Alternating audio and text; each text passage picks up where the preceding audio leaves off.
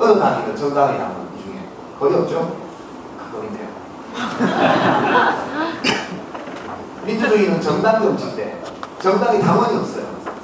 당원이 없으니까 밤낮 정치인들은 자기들이 자기를 지지하는 사람만 모아서 당원을 만들어 놓고 지 마음대로 정치를 하는 거죠. 정당 내에서 민주주의가 없습니다. 국민들이 정당에 참여하지도 않고 투표에도 유럽 국가들은 대부분 80%가 넘습니다. 투표율이. 평일날 공휴일로 지정하지 않고 일요일에 합니다. 프랑스 같은 경우에는 결선 투표 제도가 있기 때문에 2번 해요. 과반수가 없으면 의원 선거도 한 번 더 하거든요. 대통령 선거도 2번 합니다. 보통은 일요일에 투표하는데 투표율이 80%가 다 넘습니다. 근데 이 귀하고 이 좋은 제도를 만드는데 얼마나 많은 사람들이 목숨을 바치고 희생되고 전쟁을 치르고 혁명을 하고 이렇게 해서 얻은 제도인데 이 제도 위에서 잠자는 국민들이 너무 많잖아요. 저는 우리 정치의 문제는 제도의 문제라기보다는 그 제도를 채우는 참여가 부족하기 때문에 생긴 현상이다. 이렇게 보고요.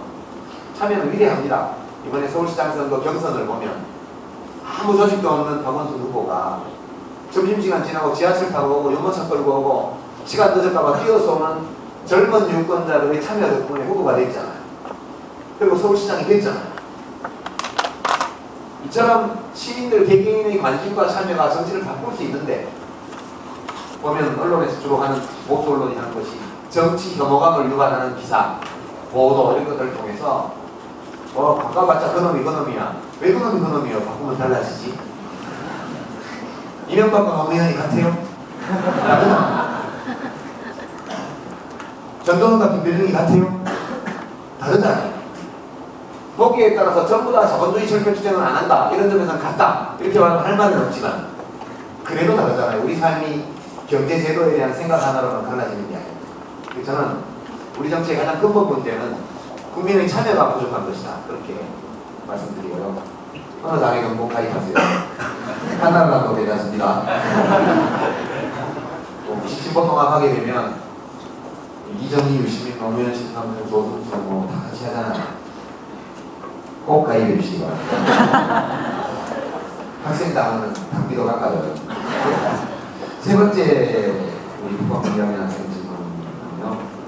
지금 정부가 복지 예산을 삭감한 건 아니에요. 단지 늘리지 않았을까. 한 예를 들면 장애 1등급, 2등급, 1급, 2급의 중증장애인 활동보조인 제도라는 게 있습니다. 여러분들은 혹시 아르바이트 하는 학생이 있을지 모르겠는데 제가 고급복지를 있을 때 만든 제도인데 그게 시급이 8,000원, 8,100원 정도 되게 세요. 일반 편의점 알바의 2배 정도 그때 측정을 했는데 중증장애인 아동이나 성인들이 사회활동을 하러 나갈 때 따라다니면서 도움이 해주는 겁니다. 그게 멘티, 멘토 관계로 장애 아동 경우에는 맺어지고 여러 가지 효과가 있어서 제도를 도입을 했는데 2007년도에 첫 도입을 했을 때는 홍보가 덜 되고 시민들이 덜 알아서 또 공급자도 부족하고 그래서 신청이 적었어요. 그러니까 거기에 맞게 예산을 편성했죠. 그 다음에 이게 알려지면 알려질수록 사람들이 많이 쓰게 되니까 공급이 늘어나야 맞아요. 그러면 해마다 이걸 늘려줘야 돼요. 근데 이거 안 늘린 거죠. 예를 들면 안 늘리니까 신청자는 많아지고 예산은 제한되어 있고 그러다 보니까 심사를 엄격하게 할 수밖에 없고 까다롭게 할 수밖에 없고 이렇게 하니까 현장에서는 복지가 삭감되었다고 느끼는 거죠. 그러니까 실제로 절대액을 삭감하지는 않았지만 필요한 만큼의 증액을 하지 않았기 때문에 현장에서는 복지가 감축되는 현상이 실제 일어나고 있습니다. 근데 이 정부가 지금 그렇게 한 거는 이 정부 임기 동안에 이명박 대통령 임기 동안에 일어난 문제보다 앞으로 일어날 문제가 훨씬 많습니다. 지금 참여정부 5년간 재정적자로 인한 국가부채전가가 18조 5천억원이었습니다. 5년 동안. 5년 동안 재정적자로 인한 국가의 직접채무증가가 18조 5천억원. 그보다 더 많은 액수가 환율 관리를 위한 통화안전정권, 통화안정권 그쪽 금융채무가 좀 많았고요. 재정채무는 18조 5천억이었습니다. 근데 이 정부 들어서는 해마다 30조 내지 40조의 재정채무가 누적되어 왔죠. 4년 동안에 100조 원의 적자성 재정채무가 늘었습니다. 국채화에. 거기다가 수자원공사에 아무런 수익이 생기지 않는 사대강 사업을 약 10조 원 정도 떠넘겼기 때문에 나중에 이게 이제 수도요금 인상으로 연결이 될 겁니다. 이런 식으로 분식해서 떠넘기까지 하면 대개 연간 한 50조 원 정도의 적자성 채무가 발생하는 것으로 수령됩니다. 이것은 뭘 의미하냐면 다음 대통령이 누가 될지 몰라도 다음 대통령이 들어오면 정책을 할 수 있는 재정 여건이 지극히 좁아져 있는 상태에서 다음 대통령이 들어올 거예요. 어느 분이 하실지 몰라도 고생 되게 할 겁니다. 뒤설거지 하느라. 그래서 이 정부가 좁혀놓은 재정 운영의 원신의 폭, 이것이 다음 정부에 가서 아주 심각한 양상으로 나타나게 될 것으로 저는 예측을 합니다. 이 문제는요, 국가의 재정 구조를 근본적으로 바꿔야 됩니다. 그러니까 그저 예산을 조금 조정해서 복지 예산을 정액하는 걸로는 이제 은발의 어둠누기식이 될 수밖에 없죠. 조금 있으면 또 옵니다. 그렇게 해서는 안 되고요. 우리가 지금 통합재정 대비 제가 지금 비율이 정확히 기억은 안 나는데 국방비가 되게 15% 내외 정도 될 겁니다. 15%에서 19% 사이 사이고 교육 예산이 또 한 그 정도 되고요. 복지 예산이 2008년도, 2007년도, 2008년도에 30%가 되었죠.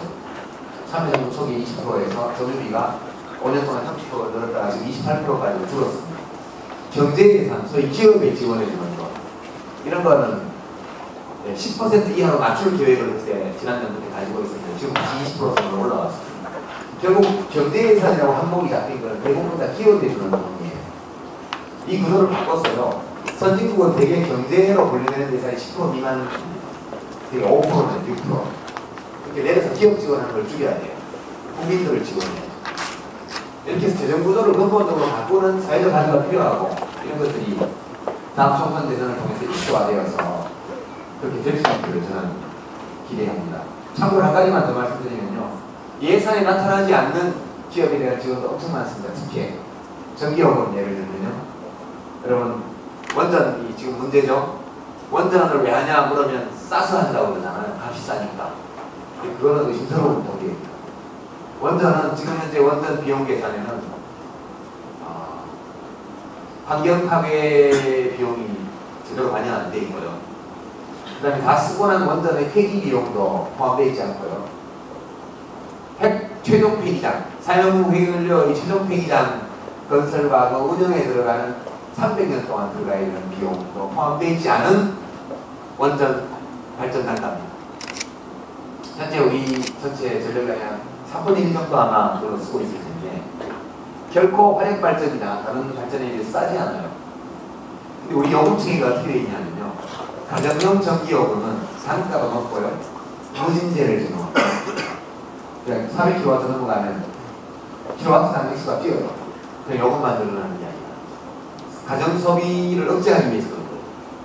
기업에 대해서는 어떨까요? 산업용 전기는 역진제입니다.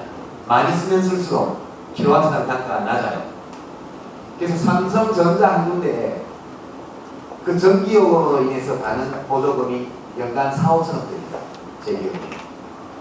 그 보조금 누가 줬느냐?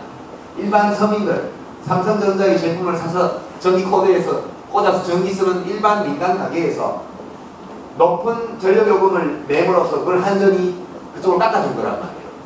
이게 지금 40년, 30년 넘은 제도입니다. 박정희 대통령 때 국가주도의 산업화 전략을 쓸 때 만들어진 요금책인데 그냥 있거든요. 이렇게 기업들의 전기 과소비를 부추기는 제도를 놔둔 채로 수요를 폭발시키면서 계속 원전을 건설해가는 거. 이런 것들이 잘못된 정책입니다. 그러니까 국가의 재정 구조라는 것은 예산 회계 내역에만 있는 게 아니에요. 예산 회계서에 등장하지 않는 수많은 종류의 기업 보조금이 있습니다. 이런 것들까지 모두 털어서 다 새로 편성해야 되는 저는 그렇습니다. 단순한 원칙에 따라서 뭐냐? 소득 있는 곳에 세금이 있다. 능력에 따라 조세를 하고 한다. 이 단순한 원칙에 따라서 세입 구조와 세출 구조를 재편성해야지만 어느 정도 해결될 것이라는 말씀입니다. 이런 것이 정치적 대결의 주된 이슈가 되어야 한다. 저는 그렇게 생각합니다. 우리 정치는 이런 이슈를 중심으로 많이 지금 발전해 왔다. 그렇게 생각합니다. 저희 국민참여당이 전기요금 문제 얘기해도 국회의원도 없는 작은 당이라 신문에 보도가 안 되거든요. 참고로 매우 중요한 문제라는 거. 저희가 야 5당의 내년 총선 공동 공약으로 만들어 보려고 노력하고 있습니다. 원전 문제 포함했어요. 원전 추가 원전을 짓는 거 중단하고 현재 쓰고 있는 원전은 사용 기간이 지나고 나면 연체적으로 폐기에 가는 그런